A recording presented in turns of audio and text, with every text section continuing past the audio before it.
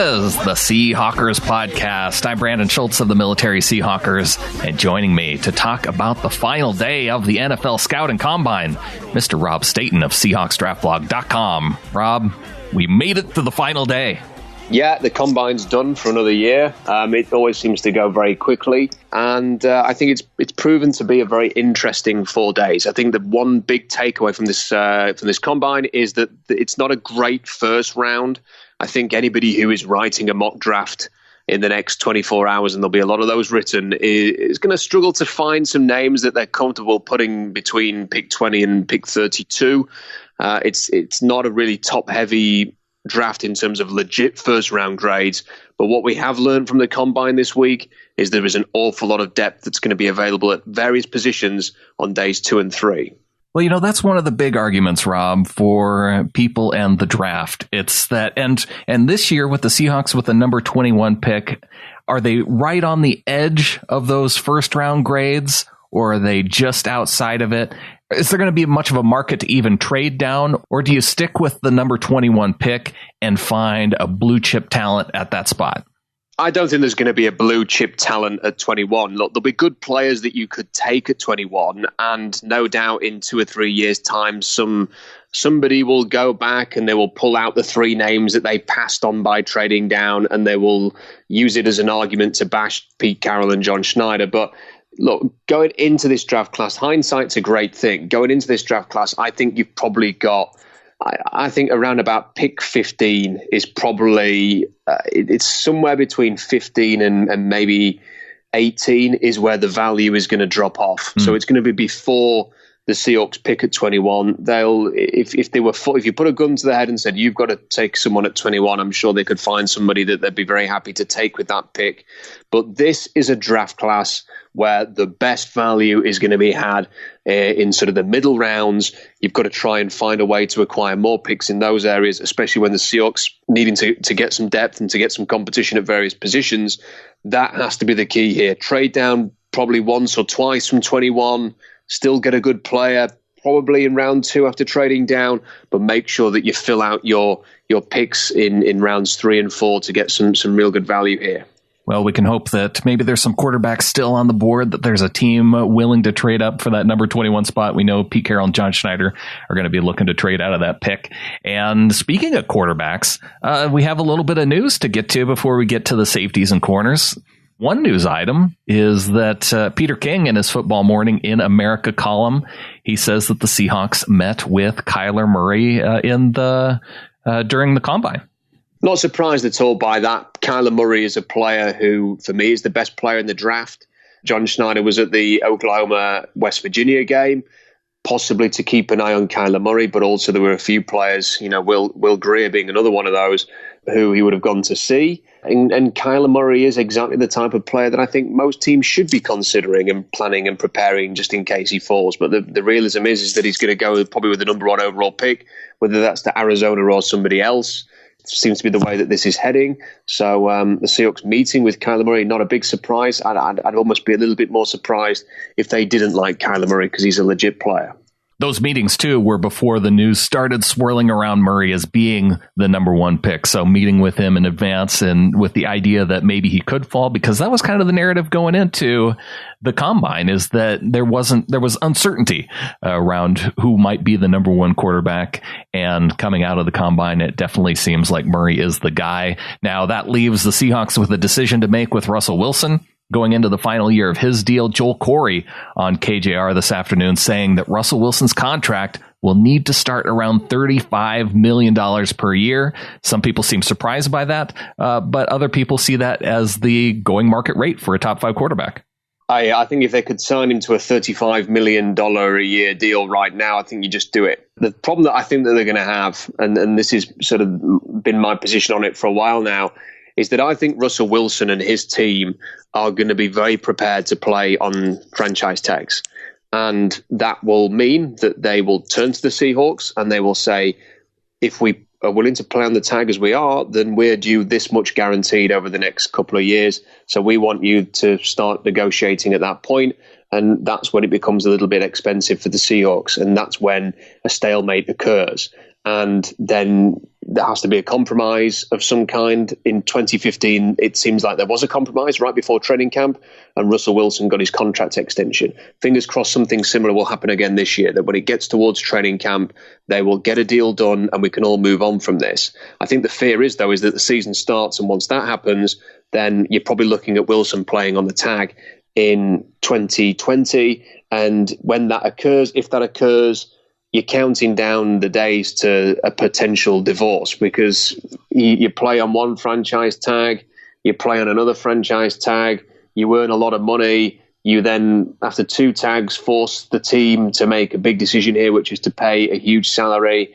They're not going to franchise tag him for a 3rd time. That would be astronomical. And then he becomes a free agent. And I think Russell Wilson will probably look at Kirk Cousins and see how much more money that he has guaranteed himself as a consequence of going down that path compared to what he earned by signing a contract extension as a former 3rd-round rookie, and will think, I want a slice of that. This is his big opportunity to make money in his career. I'm not sure that age 35, 36, when he comes around to signing his next contract, his earning potential will be quite as good as it is now. So he will want to strike while the iron is hot, will want to get everything that he can get out of this next contract.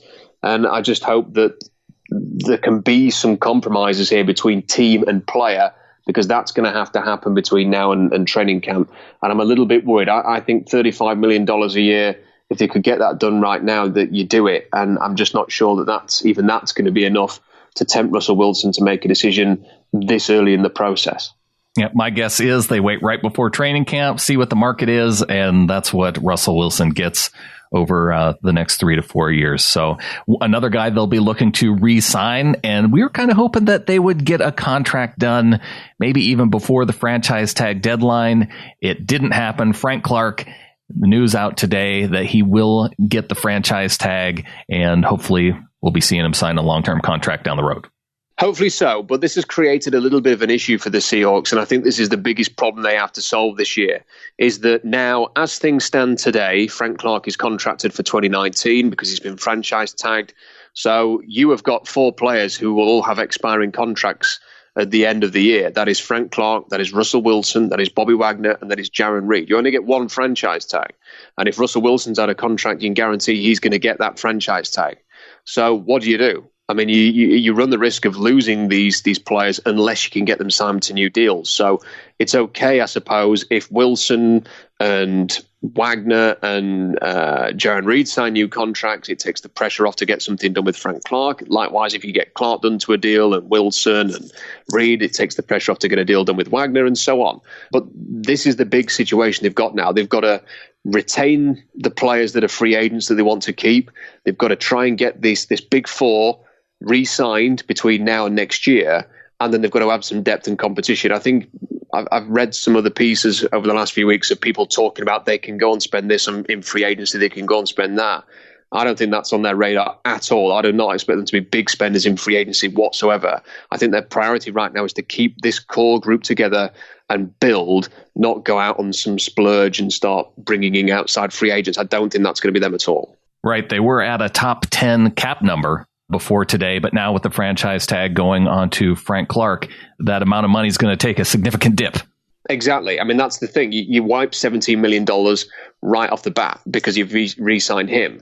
And then the Seahawks have got a small number of players actually contracted for 2019, a much smaller number than a lot of other teams. They've actually got to sign some players. Yeah. And they've got 2 offensive line starters who are free agents. They've got a safety who is a free agent. They've got a linebacker. They've got 2 linebackers who are free agents. They've got defensive linemen who are free agents. So, across the board, they've got players that they either need to re-sign or replace. And the cap room will evaporate slowly but surely. They've also got the potential of a Russell Wilson extension, as we've been discussing, a Frank Clark extension, a Wagner extension, a Reed extension that they're going to have to contemplate here. So that money will be used up very, very quickly. So there just isn't it's not realistic to think that the Seahawks are going to go out there and go and bring in a big ticket free agent. What they're going to do when free agency starts next week, see what the market provides, see where the value is. If someone like Anthony Barr, he for me is the big one that I would love to see in Seattle, because I think it solves a huge issue, especially with a lack of edge rush options in this draft. I think if you're able to get him in, on a 1 or 2 year deal under the proviso that you say to him he can be a pass rusher, get some sacks, and try and boost his earning potential as a consequence, then that's a great one. But if he signs a mega deal somewhere else, then forget about it. They're going to be looking at second-tier free agents. They're going to be looking for Bennett and Averill opportunities from 2013 when they can get players at value.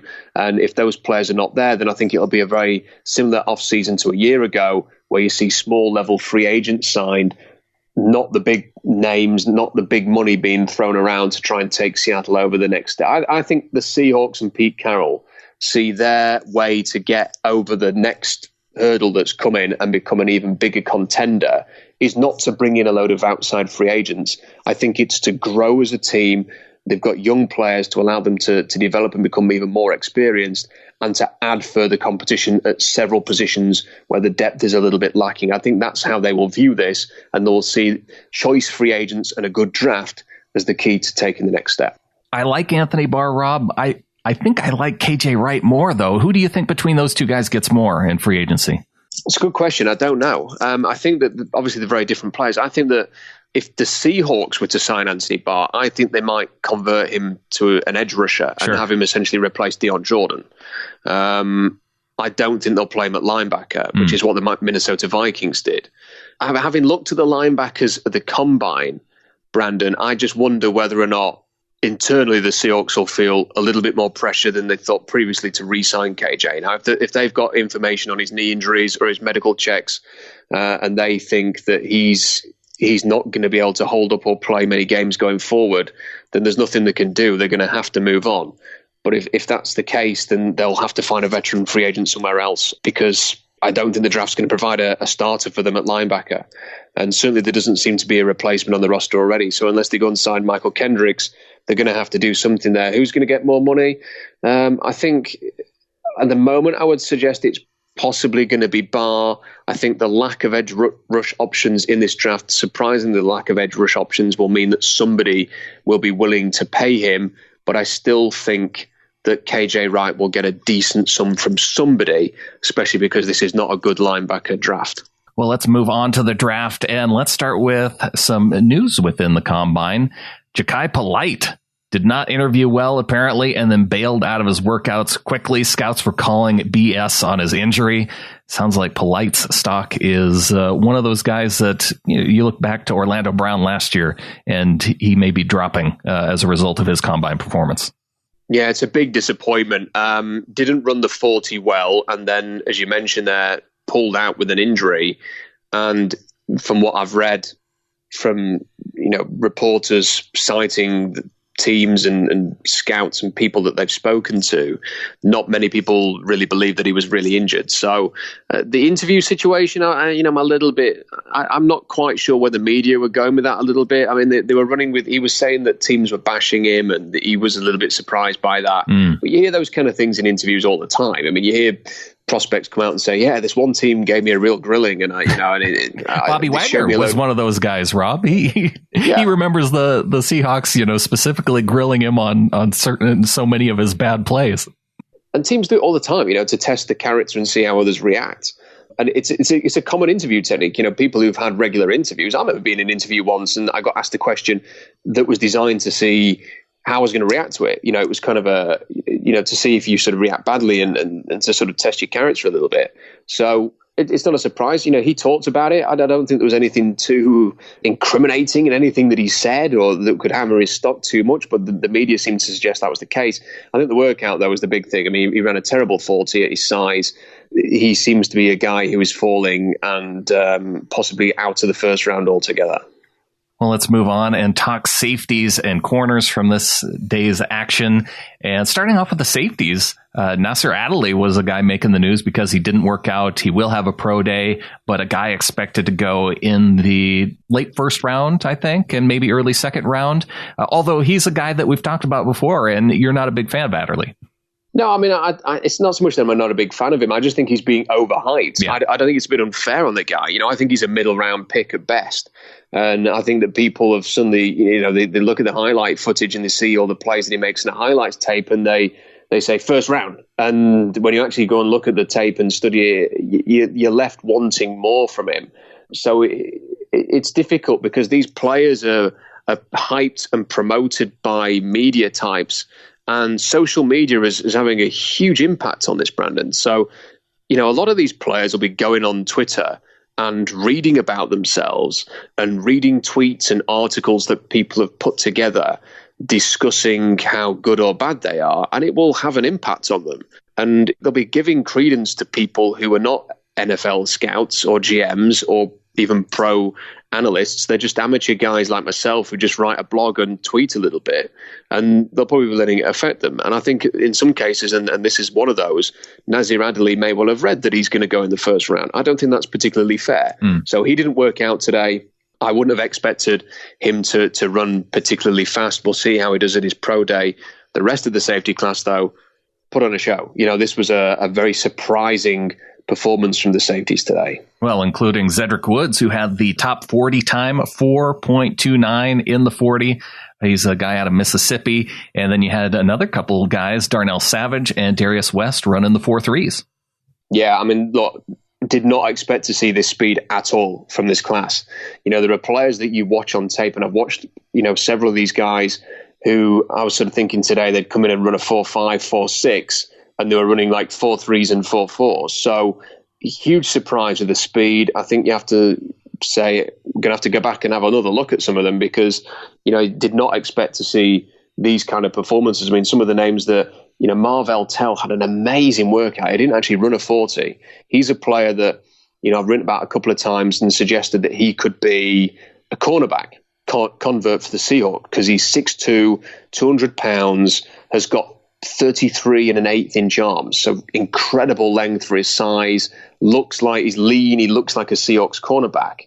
And then today he jumps a 42-inch vertical and an 11-foot broad. He ran the best three-cone amongst defensive backs with a 6.63, which is incredible, and a 4.01 in the short shuttle. Not many players get under 4, and he was just about there with a 4.01 in the short shuttle. So I think one way or another, whether the Seahawks view him as a corner or as a safety, he's a player that we need to stick on our radar. Juan Thornhill had 6 interceptions in 2018, and I watched a lot of his stuff because I was thinking, hey, the Seahawks may well be looking for a playmaking safety here. They did not have enough interceptions and takeaways from the group. They may well be looking for somebody who were the guys who made plays. Juan Thornhill was one of those. And then when I actually watched him on the tape, I thought he looked a little bit stiff, didn't look like an amazing athlete in terms of agility and speed. And then he comes out today, runs a 4.42, jumps a 44-inch vertical, has an 11.9 broad, which I think equaled the record. He didn't do any of the agility testing, but ran a great 40 and it was incredibly explosive. So again, I have to go back and have a look at this guy and see, what did I miss? Is he more of an athlete than I first thought? Will Harris has been compared to Bradley McDougald. He ran a 4.41. He had a 36.5-inch vertical, great three-cone, 6.91, a 4.12 short shuttle. A player that, another player that I want to go and take a little bit more of a look at. And then Darnell Savage at Maryland, who kind of popped up onto the radar during the 2018 season. Anybody who kind of follows the spark testing in high school, which is something I spent a lot of time looking at, will know that he was expected to have a great workout because he was a good spark tester. I don't think anybody necessarily expected a 4.3640 though, and a 39.5-inch vertical, also on a 4.14 short shuttle and a 7.033 cone. So he's a great coverage safety. I've watched a bit more of him than some of the others. Good coverage safety, can lay a hit when he needs to. If you want somebody who can line up in the slot and also drop deep and play with range, he's that type of guy. I came into this combine thinking, I don't know if the Seahawks are going to draft a safety. It looks like a mediocre class with minimal athletes and minimal playmakers, and they like the guys that they've got maybe a bit more than the fans and the media. After today, I'm thinking it's a lot more likely that they draft a safety at some point. Well, one of those guys, you mentioned that it's rare for a guy to come in under a 4 in the short shuttle, but Taylor Rapp, safety out of Washington, got 3.99. Yeah, great time for him. It was expected because the Washington Huskies do their own little combine every year, and their players go and test, and Taylor Rapp had been testing sub 4 in the short shuttle there. So we kind of got a little hint as to how quick he was in the agility testing there. So not a big surprise that he did that. Still a great time. He didn't run a 40. And I suspect that's probably because I think he may have cited he got the injury at the end of the season. I think he missed the Rose Bowl, didn't he? But I suspect he probably didn't run that 40 because he knows, like we all do, that that's not going to be his forte. He is a short area quickness guy. He's not a long speed guy. And this is a really quick set of safeties. So it's probably maybe a wise decision that he didn't run a 40 here at the Combine. But a player with talent and a player who could easily find his way into the top 40. 3 other guys on your watch list from your blog going into the Combine: Jonathan Abram, Marquise Blair, and Chauncey Gardner-Johnson. All 3 of them finished 7, 8, 9 in the, and Blair and Gardner-Johnson tied for 8th. But all those guys right together in their 40 times. Yeah, Chauncey Gardner-Johnson is just a sparky little kid with great personality. Really like everything about him, really.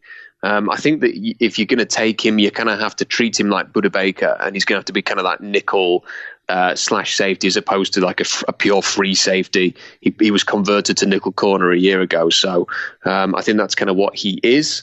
Marquise Blair was described by Jim Nagy as a Seahawks style corner at the Senior Bowl because he absolutely hammers people, and he does. If you watch the tape, he does have some flaws, but he lays a hit, and you stay hit when he's in there. So he didn't have a great Senior Bowl, but a 4.48 40 is really good for him, and he's somebody that the Seahawks may look at later on, round 6-7 range, maybe bring in an athletic safety, let him compete with the guys they've got. He's somebody that could be right up there as well. And Jonathan Abram could be the first safety drafted as kind of in that late first, early second round range. Just a tenacious little player. The concerns, though, were how athletic is he?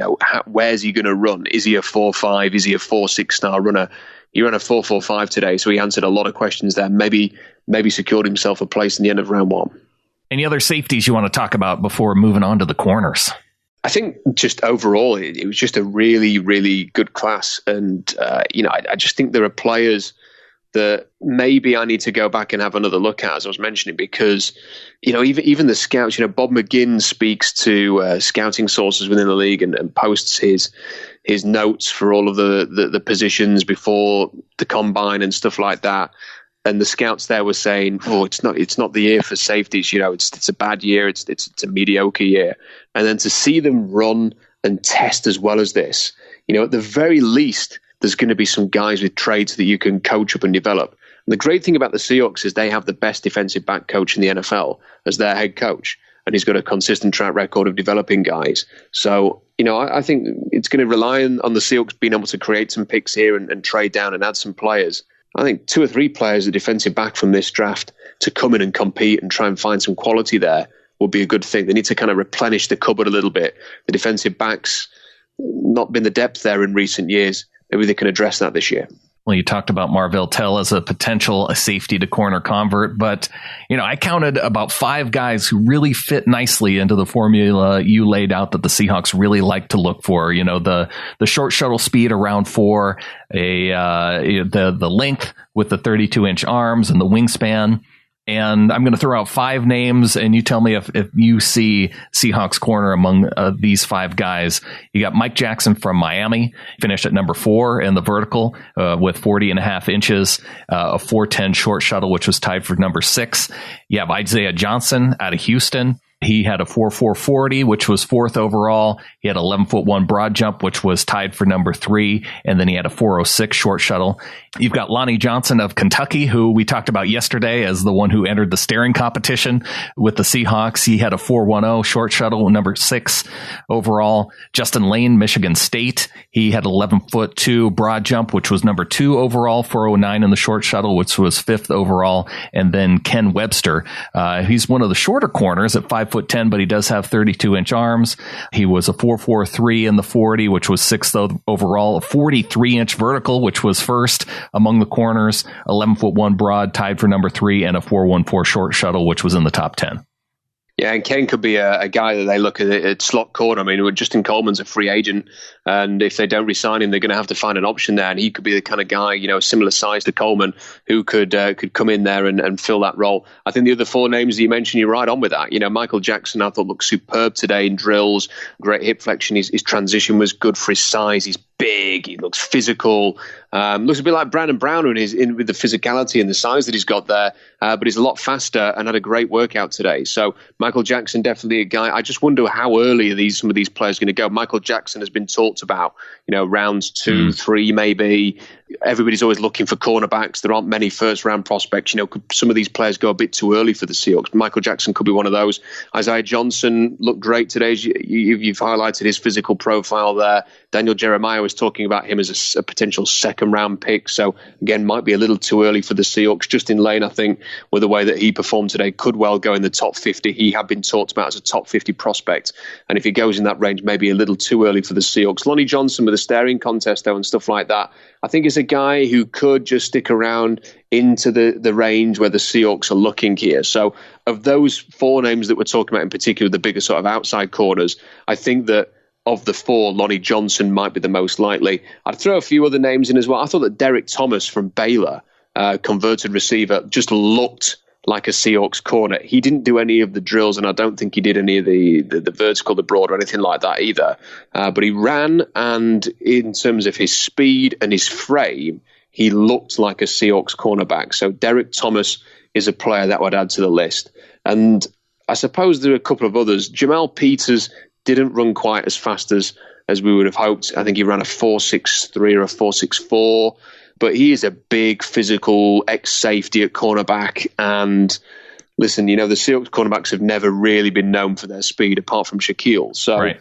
I think if Peters ends up lasting a bit because he only ran in the 4.6s, he could provide some value on day 3. I also think that Jojan Williams is going to last a little bit after he ran in the 4.6s. He's another long, lean cornerback. I'd give a shout out as well to Jordan Miller at Washington. I thought that he looked longer and leaner than I expected, and he ran a decent time today and did okay in the drills. So there are definitely some options there for the Seahawks in terms of cornerbacks. In terms of the drills, I know last year you were very critical of the corners and how they performed. Did you see any improvement this year? Yes, I mean that was the big relief. The drills did not last 3 hours today, and that's what happened last year. If people remember, they do something called a W drill. You kind of create the shape of a W, going in and out and transitioning, and they do two variances. They just do a pure W, and then they do a W where you catch a football and have to finish. And one of the two cornerbacks, I can't remember his name, Jackson was it, who went to Green Bay? One of the two cornerbacks, the Iowa cornerback, had to stop and start the W drill about 4 times, and the coaches had to go, what are you doing? You're supposed to have prepared for this. This is what you've got to do. Go back and do it again. And it was they just had to keep stopping the drills to explain how to do the technique right and how to do the drill properly. It went on forever and ever and ever. The cornerbacks didn't run well. It was a very frustrating session a year ago. Now, not going to say that the guys worked out particularly brilliantly today, because they didn't. There were a lot of mistakes. Greedy Williams, who is, many people's top cornerback, ran a great 40, but then when it came to do the workouts, his back pedal was choppy. He was flat-footed. When he turned, his hips seemed really tight. He lost balance. He slipped over on both attempts on the back pedal and then gave in and said, I've got cramps.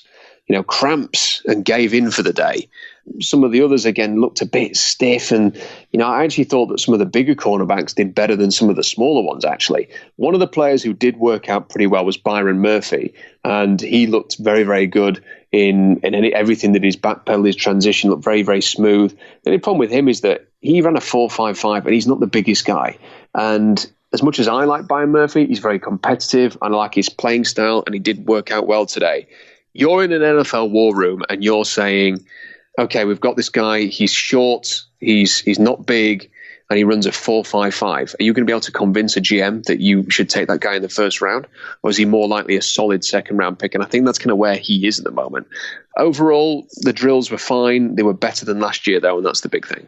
Well, one other guy I did want to bring up, because I know you do look at short shuttles for those corners, but David Long of Michigan was the only guy to go sub-4 on the short shuttles, and his last name Long is not well representative of his arm length.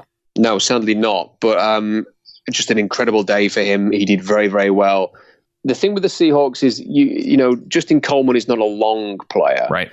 And some of the players that they've had in the slot before are not long cornerbacks. And with the Seahawks playing an awful lot of nickel these days, it has kind of changed things.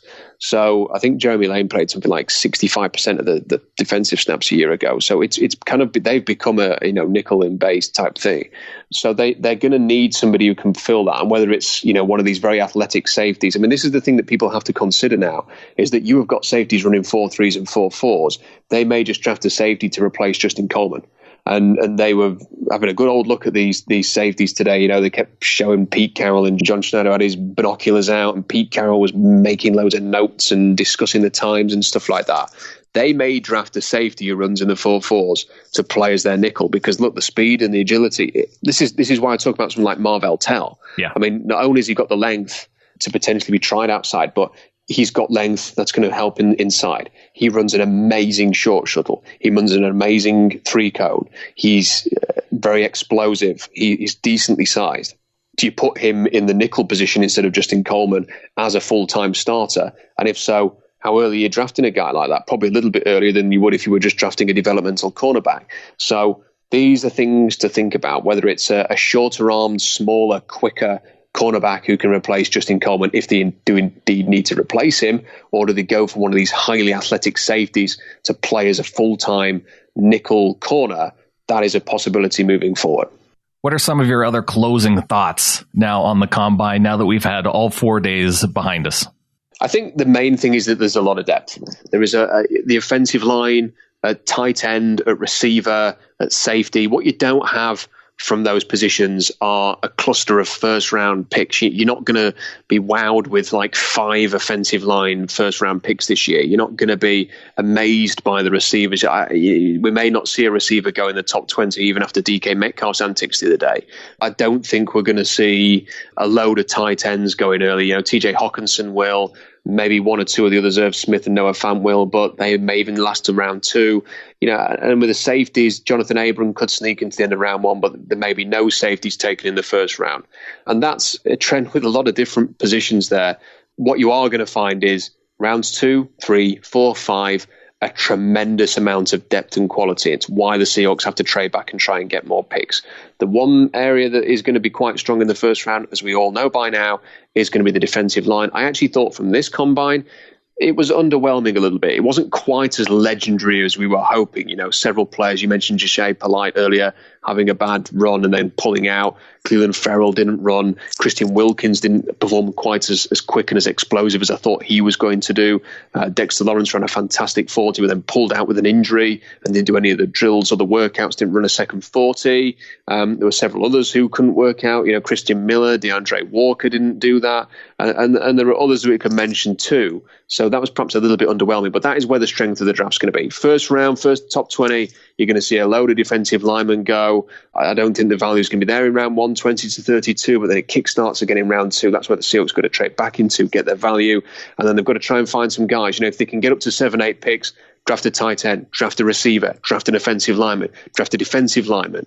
See if you can get one of these defensive backs, possibly 2, a cornerback and a safety, to come in and bolster the depth and competition within your roster. They've got an amazing achievement to do that. It's a good draft to try and do that. Now they're just going to go out and find a plan which enables them to trade down enough to get the picks that they need. Well, another thing we have to remember, Rob, is that not all these guys at the combine, not everybody who's going to be drafted gets an invite to the combine. And Cyrus Torgerson on YouTube says Khalil Hodge is a Seahawks linebacker. Look him up. All he does is make tackles. And Hodge is a linebacker for the Buffalo Bulls. And yes, I said that right. The college team in Buffalo is called the Bulls. Yeah, I know that. I find that confusing as well. That and their logo, I think, is a bull, but they're Buffalo, so it's incredibly confusing. I've actually watched about 5 games of Khalil Hodge because during the Shrine game, the East-West Shrine game, Tony Pauline reported that his sources in the league were saying that the Seahawks love Khalil Hodge, that they're huge fans of Khalil Hodge. And I did a 7 rounds Seahawks mock draft and stuck him in there at the end. And you're right. There are players who are not at the combine who will not only get drafted, but will go on and have an impact. A combine invite is not the be all and end all. So there are other players that we have to follow the pro days now. We have to see what other options are out there. We have to find. I mean, there may well be highly athletic linebackers. We're discarding that class based on what we've seen this weekend. There may be highly athletic linebackers elsewhere who can come in and do a job for the Seahawks. Bobby Wagner, for example, didn't work out at the combine. He just did the interview. So there are always players that haven't impressed necessarily or even performed at the combine who then go on and do so at pro day. So that's something we have to monitor over the next month. Hodge is a tackling machine. You would never say he's great in coverage and that he's going to drop and cover great tight ends and do all of that jazz. What is he going to do? He's going to run and hit, and he's going to tackle. He racked up hundreds of tackles, literally, for Buffalo. And he may not be that splashy, fantastic, speedy playmaker, but he's missed a consistent play in the run, and he tackles solidly. And I just wonder that, look, the Seahawks may have a good old look at him as a day 3 pick with some potential to come in and eventually start. They're going to have to do something at linebacker. And yes, Khalil Hodge is definitely a player to put a ring around and say, keep an eye on him. Well, one thing John Schneider said in his press conference going into the draft, that yes, they have to think 2 to 3 years down the road. And my thinking is, if they're looking 2 to 3 years down the road, the two places of the biggest need for the Seahawks, to me, would be offensive line and wide receiver. And are there any other places where you had to point to as a place of need looking out 2 to 3 years? I mean, there's a lot. There's a lot. You could go in a number of different directions there. I mean, practically every position. I mean, you mentioned O-line. Even if you re-sign Fluker and Sweezy, they're not going to be long-term deals. Right. Jermaine Ifedi's a free agent next year. George Fant's a free agent next year. Dwayne Brown's well into his 30s. So you can make a case for that. Doug Baldwin's got 2 more years in his contract. Who knows how much longer he will play for. Tight end, they've got a veteran stopgap. Nick Vanette's a free agent. How's Will Disley going to return from a very, very serious knee injury? Defense, Frank Clark is a free agent next year now that he's got the franchise tag. Jaron Reed. You look at linebacker, Bobby Wagner's a potential free agent that may have to replace KJ Wright this year. Bradley McDougall's not going to play forever and ever and ever. There are question marks about competition at cornerback. I mean, it's even with Russell Wilson. I mean, who knows what's going to happen with his contract? You may be even to list quarterback there. The one position where they've probably got a bit of youth and quality and depth is running back. Sure. But practically every other position on the roster is one you could point to and say they need to do something there to plan ahead for 2 or 3 years. And I think that, generally that's true now as well. When people on the blog have been saying to me, I definitely think they're going to take a receiver. I definitely think they're going to go defensive line first. And I keep saying, I don't think you can say with any certainty what they're going to do with their first pick or where their focus is going to be. I think there's a ton of options here. I think a lot of it's going to be determined by what they can do in free agency. If they can get a pass rusher, an edge to replace Deion Jordan, and they can get a linebacker or retain KJ Wright or Michael Kendricks, and those are their first 2 moves in free agency, that changes things completely. Then you start looking at receivers and tight ends and offensive linemen and defensive backs and saying that could be their preference there. If they don't do anything on the defensive line and they don't do anything at linebacker, then that shifts to maybe being the priority. And then you mentioned that the long-term needs, nothing's going to be more important as a long-term need than quarterback if they don't feel confident of getting a long-term deal done with Russell Wilson. So there are so many different directions. I think when we spoke at the podcast we did a couple of weeks ago, Brandon, I said this is the most wide open off-season for the Seahawks than I can remember. There's not sort of just 2 or 3 target areas that you can go into the draft saying, yeah, they're probably going to take a right tackle, or they're probably going to take a defensive lineman, or they're probably going to take a running back. It seems like there are loads of positions they could draft towards, loads of options for free agency, many different twists and turns that this offseason could take. And I think that makes it more interesting and a little bit more open. We've got a lot more different positions to talk about, and I think it's going to be a fun experience over the next month or 2. And it wouldn't surprise me if they went defensive line, but then you also think going into this year, you got Rasheem Green coming back, who we didn't see a lot of. And you have to expect that, a young player like him could make a jump, maybe even into the starting lineup with a guy like Deion Jordan, maybe even moving on. Poona Ford, he's going to make a jump in his second year, or you would hope so at least, because he didn't have a whole lot of playing time. Jacob Martin, who we saw some flashes from this past season, he's going to be in his second year. So you have a lot of guys that if you're the Seahawks and you're expecting some growth from your young players, a lot of that comes on the defensive line. Yeah, absolutely. And this is the problem with the whole D-line angle at the moment. And it's why, although you could make a strong argument, and I think if you polled most fans and said, what's the biggest need? A lot of them would say getting more pass rushers. But here's the issue. In terms of edge rushers in this draft class, it is not deep. Mm-hmm. You know, I'm afraid to say it's not, for all the hype that the defensive linemen get. I mean, there's a decent chance that Montez Sweat and Brian Burns won't be available anymore, you know, because of the way that they tested after the Seahawks trade down. Maybe even at 21, they wouldn't be there.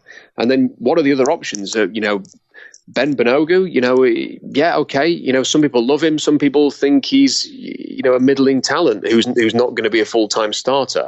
At what area would you take him? He's had a great combine, but are you going to put all your eggs in his basket to replace Dion Jordan and provide a pass rush partner for the future with Frank Clark?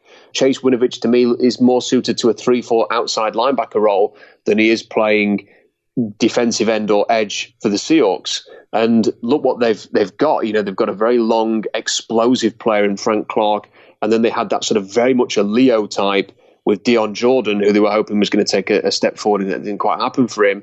And I think if you're going to replace somebody on the defensive line, it's the Dion Jordan position that you're looking at.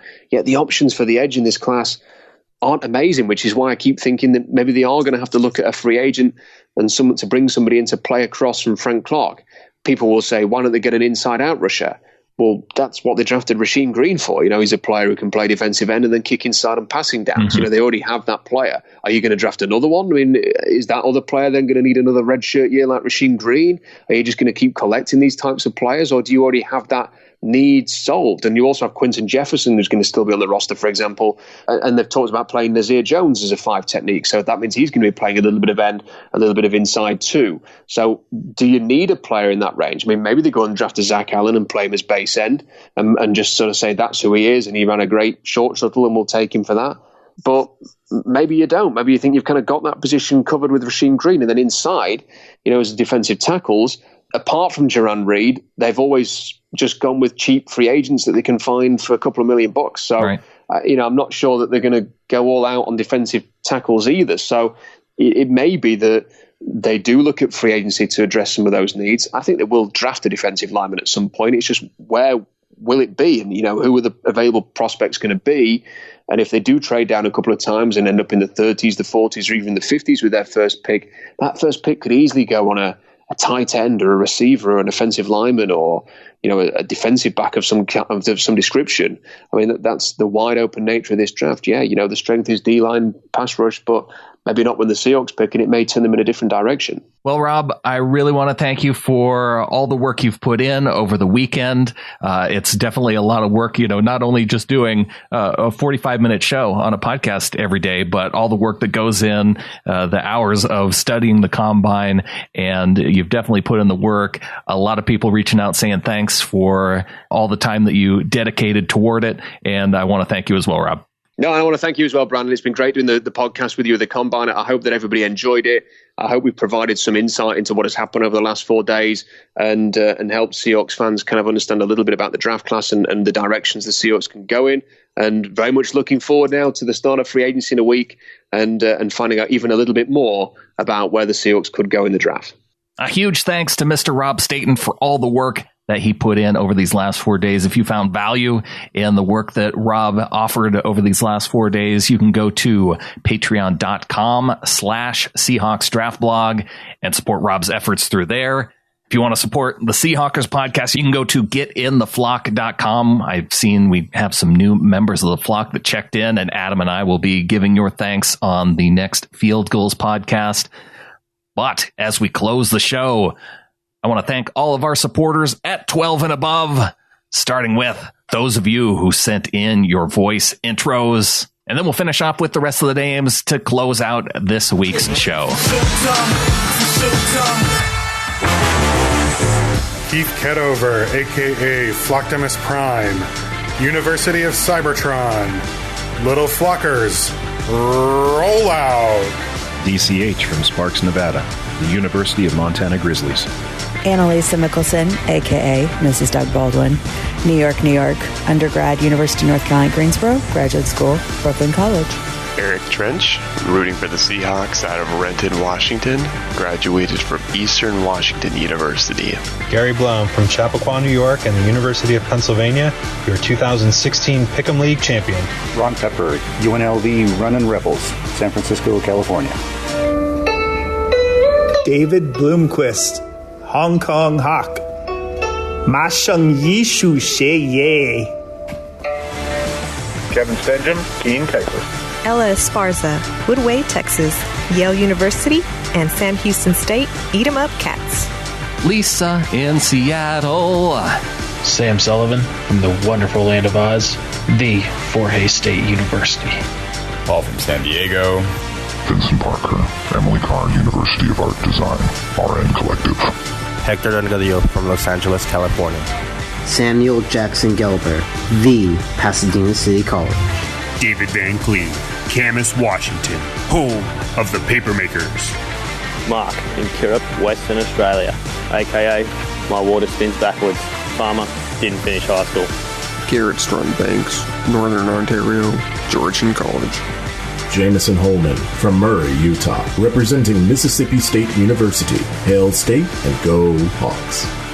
And running down the rest of the list, a thanks to Ross in Eureka, California, Christina in Manassas, Virginia, Summer in Vancouver, James in Linwood, Roe in Federal Way, Sven in Berlin, Deutschland, Kevin in Snohomish, Young in Anchorage, Becca in Manhattan Beach, California, Tim in Austin, Texas, John Paul in Palmer, Alaska, Kathy in Eureka, California, Brandon in Winston-Salem, North Carolina, Joshua in London, Christian in Bergen, Norway, David in Moore, South Carolina, Jonathan in Ridgefield, Greg in Pasco, Thomas in the Bronx, Glenn in Sanford, Florida, Jared in Missoula, Keegan in Colorado Springs, John in Pierce, Nebraska, Owen in Ashburn, Ireland, Jeffrey in Kansas City, Kari in Rochester, Washington, Brian in Berlin, Connecticut, Eric in Seattle, Jeff in Waddell, Arizona, Max in Honolulu, Hawaii, Taylor in South Cle Elum, Brian in Sugar Land, Texas, Gary and Tracy in Kaneohe, Hawaii, Marvin in Riverdale, Utah, Connie in Gothenburg, Sweden, Dean somewhere in the Greater Hawkdom, JC in Billericay, UK, Lisa in Kelowna, BC, Scott in Fresno, Eric in Clovis, California, Brian somewhere in the Greater Hawkdom, Bryson in Eltopia, Shannon in Florida, Aaron in Frederick, Maryland, John C. somewhere in the Greater Hawkdom, Mitchell in Roseville, California, Shoko in New York, Andrew in Marysville, and Greg in Seattle. As well as thanks to those who support us through PayPal, Paul in Minneapolis, John in New York, Pepper in Greenville, South Carolina, Don in the Pacific Northwest, and Seth in Tacoma.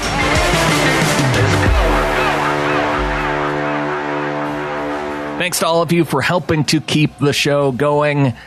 The next show you hear will be with Adam on the Field Goals Podcast. If you haven't yet subscribed to the Field Goals Podcast, make sure you look for the link in the show notes. Subscribe to us there. Adam and I will be doing shows there about every other week through the off season, and then I'll be back here on the other weeks interviewing other folks, talking about the Seahawks.